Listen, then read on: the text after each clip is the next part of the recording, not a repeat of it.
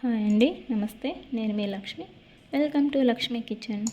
ఈరోజు మన వీడియోలో టమాటో అండ్ పాలకూర గ్రేవీ ఎలా చేసుకోవాలో చూద్దామండి. ఇది మనకు చపాతీకి, వేడివేడి రైస్లోకి చాలా బాగుంటుంది. పాలకూర మనకు చాలా హెల్దీ అండి, అండ్ చాలా సింపుల్గా కూడా చేసేసుకోవచ్చు. మనకు లంచ్ బాక్స్కి కానీ ఇలా క్విక్గా చేసుకోవాలనుకున్నప్పుడు ఇలా చేసుకున్నారంటే చాలా బాగుంటుందండి. నెక్స్ట్ ప్రాసెస్లోకి వెళ్దామా. ముందుగా ఒక కట్ట పాలకూర తీసుకొని ఇలా నేను కాడలు ఏం లేకుండా ఇలా మొత్తం కూడా కట్ చేసేసుకొని నీట్గా వాష్ చేసి పెట్టుకున్నాను. ఈ పాలకూర అంతా కూడా సన్నగా కట్ చేసి పెట్టేసుకుందామండి. నెక్స్ట్ స్టవ్ ఆన్ చేసుకొని కడాయి పెట్టుకుందామండి. కడాయిలోకి 5 టేబుల్ స్పూన్స్ ఆయిల్ వేసుకుందాం. ఆయిల్ బాగా హీట్ అయిన తర్వాత 1 టేబుల్ స్పూన్ ఆవాలు వేసుకుందామండి. 1/2 టేబుల్ స్పూన్ జీరా వేసుకుందాం. ఆవాలు కొద్దిగా చిటపటలాడాక పెద్ద సైజు ఆనియన్ ఒకటి తీసుకొని ఇలా సన్నగా కట్ చేసి వేసుకుంటున్నాను.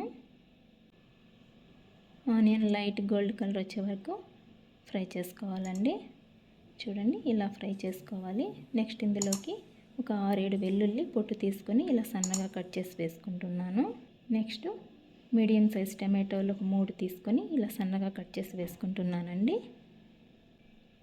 మన టేస్ట్కి తగ్గ సాల్ట్ వేసుకొని ఇదంతా కూడా ఒకసారి కలుపుకుందామండి.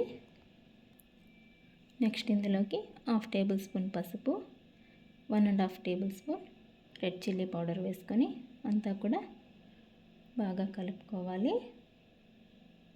ఇలా మంటని మీడియం టు లో ఫ్లేమ్లో పెట్టుకొని మొత్తం కూడా టమాటాలు బాగా సాఫ్ట్గా మగ్గేంత వరకు ఫ్రై చేసుకోవాలండి.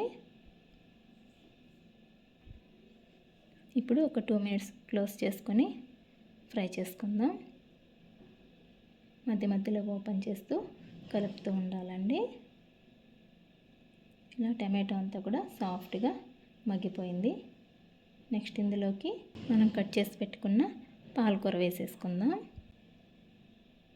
మీకు వీడియోలో చూపిస్తున్న విధంగా ఇలా సన్నగా కట్ చేసి వేసుకోండి. ఆకులుగా ఉంటే పిల్లలు తినరు కదా, అందువల్ల ఇలా సన్నగా కట్ చేసి వేసుకోవడం వల్ల మనకు గ్రేవీలో కలిసిపోతుందండి. చాలా బాగుంటుంది, చాలా ఇష్టంగా కూడా తింటారండి. ఈ కారం కూడా ఎక్కువ వేయలేదు కాబట్టి చపాతీకి చాలా బాగుంటుంది, అండ్ రైస్లో కూడా చాలా బాగుంటుందండి. ఇలా అంతా కూడా వేసేసుకొని బాగా కలిపేసుకోవాలి. పాలకూర వేసిన తర్వాత వాటర్ అంతా కూడా రిలీజ్ అవుతుందండి. మనకు వాటర్ ఏం లేకుండా కూర అంతా బాగా దగ్గర పడే వరకు ఇలా కలుపుతూ ఉడికించుకోవాలండి. పాలకూర చాలా త్వరగా ఉడికిపోతుంది. ఇప్పుడు ఒకసారి టేస్ట్ చెక్ చేసుకోవాలండి.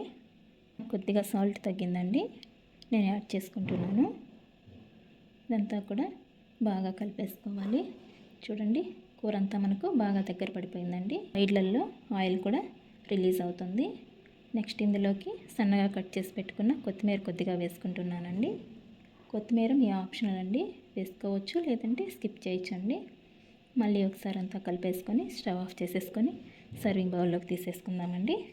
అంతే అండి, చాలా టేస్టీ అయిన మనకు పాలకూర టమాటా అయితే రెడీ అయిపోయింది. మీరు ఒకసారి ట్రై చేయండి. మీకు ఎలా వచ్చిందో కామెంట్ చేయండి. నా వీడియోస్ కనుక మీకు నచ్చినట్లయితే ప్లీజ్ లైక్ చేయండి, మీ ఫ్రెండ్స్ అండ్ రిలేటివ్స్కి షేర్ చేయండి. మరిన్ని కొత్త వీడియోస్ కోసం మన ఛానల్ని సబ్స్క్రైబ్ చేసుకోండి. థ్యాంక్స్ ఫర్ వాచింగ్ అండి.